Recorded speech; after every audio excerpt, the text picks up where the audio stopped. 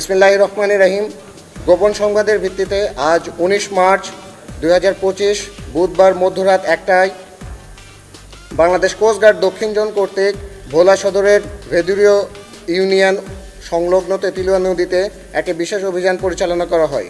অভিযান চলাকালে উক্ত এলাকা হতে জেলেদের বোটে ডাকাতি করার সময় কুখ্যাত শাহীন বাহিনীর 5 জন দুর্ধর্ষ জলদস্যুকে 4টি দেশীয় অস্ত্র, 10 গ্রাম গাঁজা এবং 3টি বোট সহ আটক করা হয়।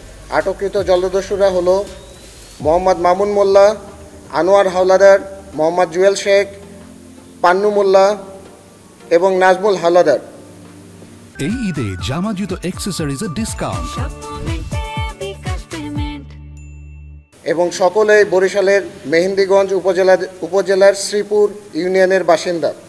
আটককৃত জলদস্যু জব্দকৃত অস্ত্র, মাদক ও বোটের পরবর্তী আইনানুগ ব্যবস্থা গ্রহণের কার্যক্রম প্রক্রিয়াধীন রয়েছে।